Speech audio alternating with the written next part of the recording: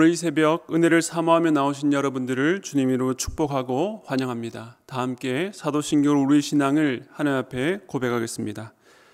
전능하사 천지를 만드신 하나님 아버지를 내가 믿사오며 그 외아들 우리 주 예수 그리스도를 믿사오니 이는 성령으로 잉태하사 동정녀 마리아에게 나시고 본디오 빌라도에게 권을 받으사 십자가에 못 박혀 죽으시고 장사한 지 사흘 만에 죽은 자 가운데서 다시 살아나시며 하늘에 오르사 전능하신 하나님 우편에 앉아 계시다가 죄로서 산 자와 죽은 자를 심판하러 오시리라. 성령을 믿사오며 거룩한 공예와 성도가 서로 교통하는 것과 죄를 사하여 주시는 것과 몸이 다시 사는 것과 영원히 사는 것을 믿사옵나이다. 아멘. 다 함께 찬송가 391장 함께 찬양하시겠습니다.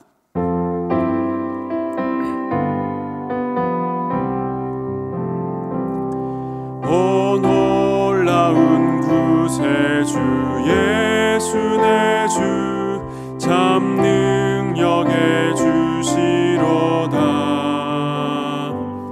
큰 바위 및 안전한 그곳으로 내 영혼을 숨기시네. 메마른 땅을 종일 걸어가도 나 피곤치 아니하며 저 위험한 곳 내가 이를 때면 큰 바위에 숨기시고 주 손으로 덮으시네. 오 놀라운 구세주 예수 내 주 내 모든 짐 벗기시네. 죄악에서 날 끌어올리시며 또 나에게 힘 주시네.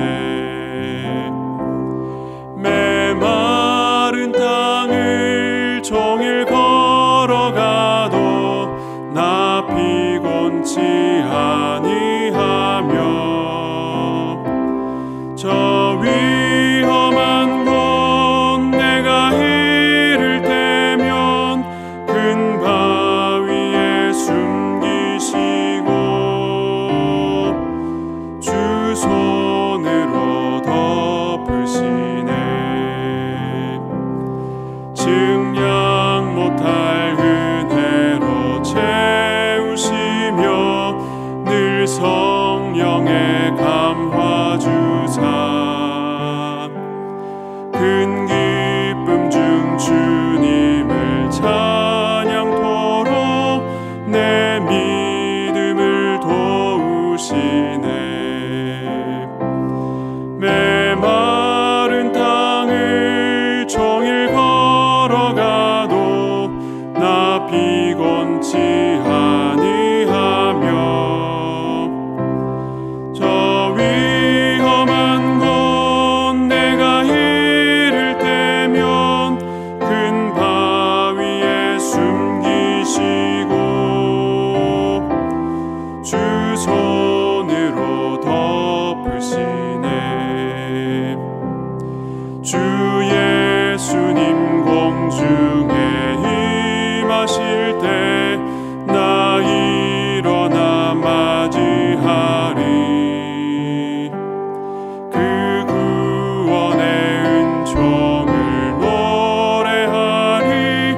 저 천군과 천사 함께 메마른 땅을 종일 걸어가도 나 피곤치 아니하며 저 위험한 곳 내가 이를 때면 큰 바위에 숨기시고 주 손으로 덮으시네. 아멘. 오늘 함께 볼 말씀은 출애굽기 33장 12절부터 23절 말씀입니다. 오늘 본문 제가 읽도록 하겠습니다. 12절입니다.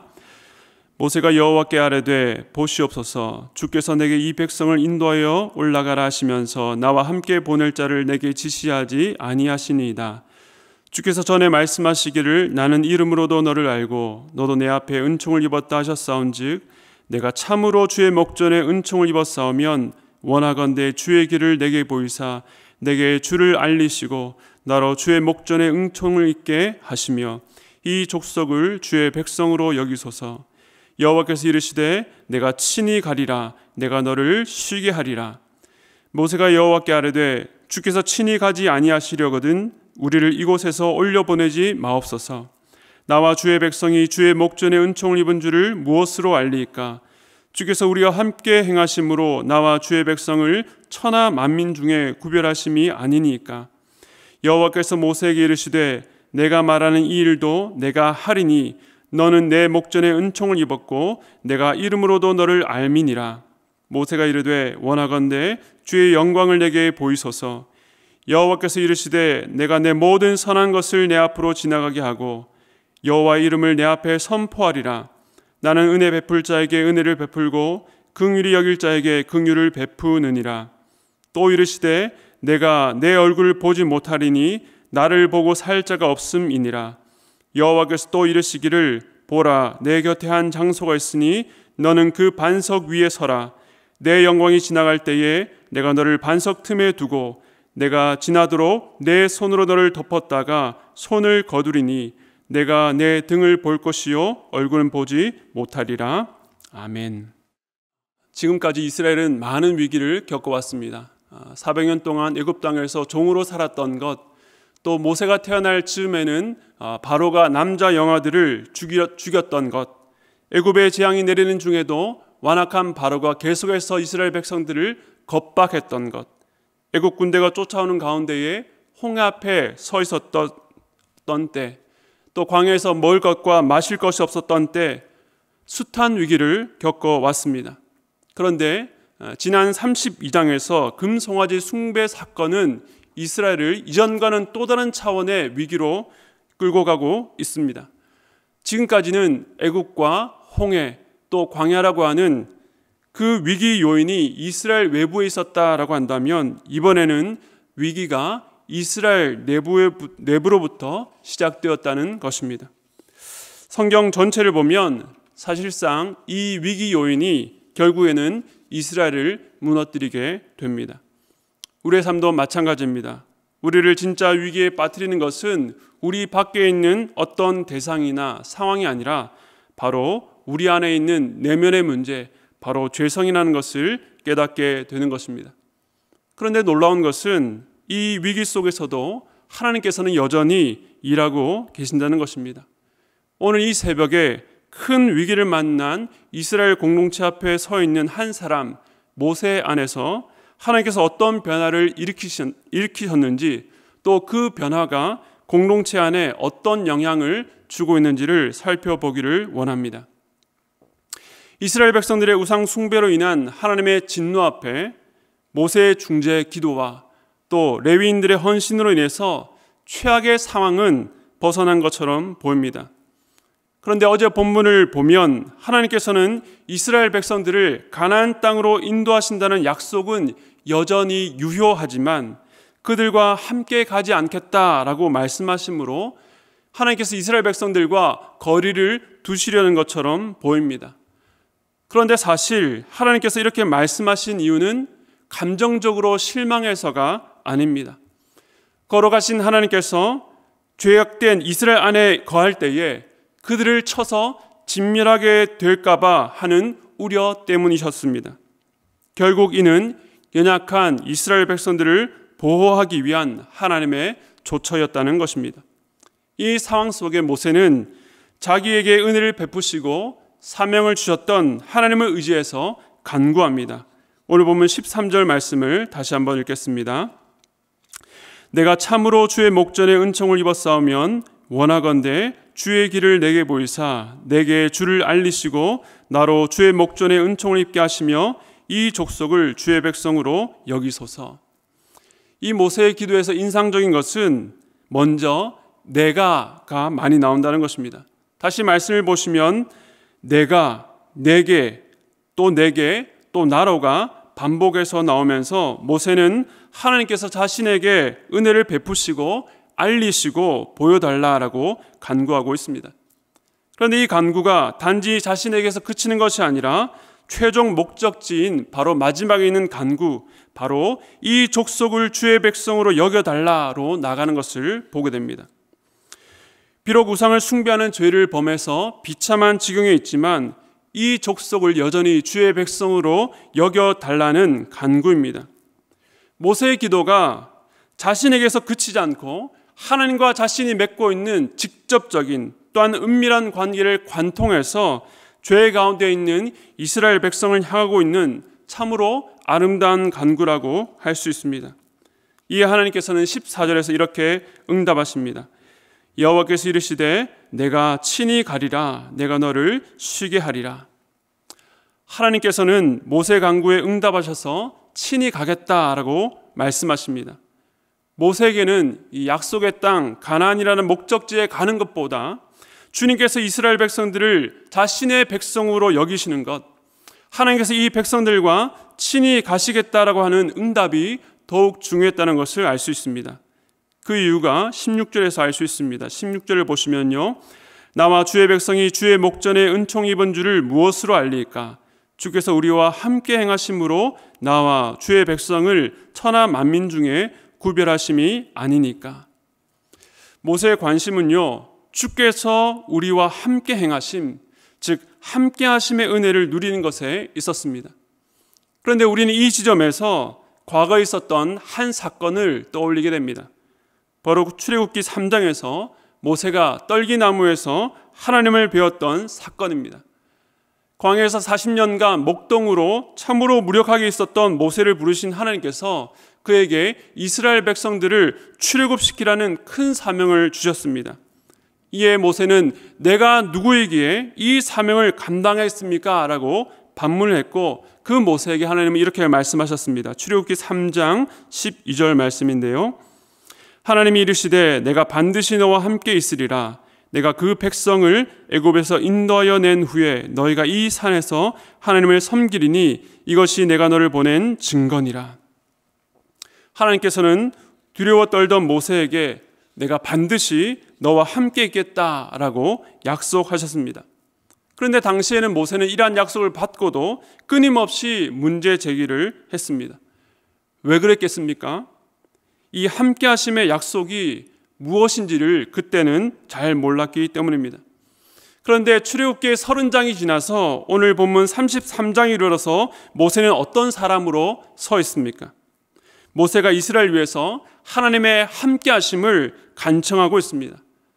걸어가신 하나님께서 죄인된 이스라엘 안에 거하면 그들의 죄로 말미암아 그들을 진멸할 수밖에 없다라고 말씀하시는 하나님을 향해서도 여전히 주여, 그럼에도 불구하고 하나님의 함께하심, 하나님의 동행하심을 내가 포기할 수 없습니다 라고 간구하고 있다는 것입니다.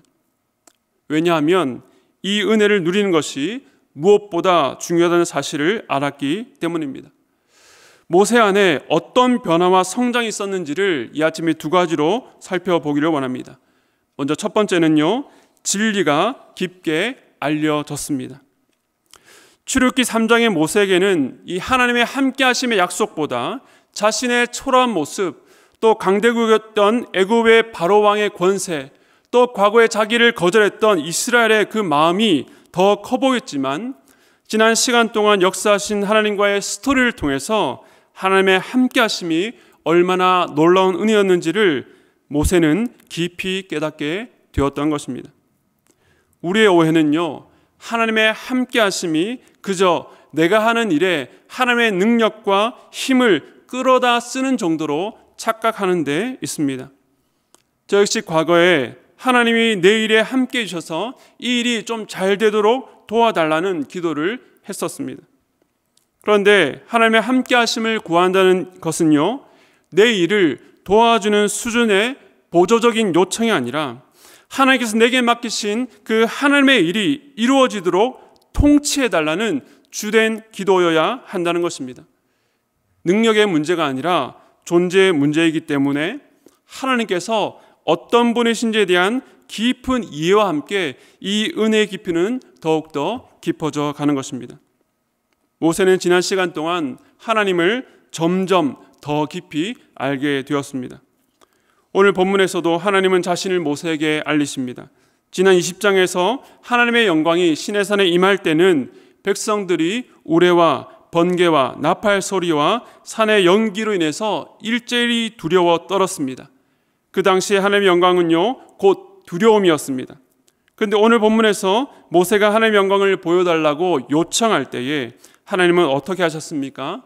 은혜와 긍휼을 베푸시는 하나님의 이름을 알리시고 그를 직접 보고 살 자가 없기에 모세를 반석 틈에 두고 당신의 큰 손으로 덮어주시는 그야말로 사랑으로 충만한 따뜻한 임재로 다가오셨습니다. 이러한 하나님의 함께하심의 은혜가 모세의 마음에 깊이 자리 잡게 되자 드러난 변화가 무엇입니까? 두 번째입니다. 진리가 넓게 전달됩니다.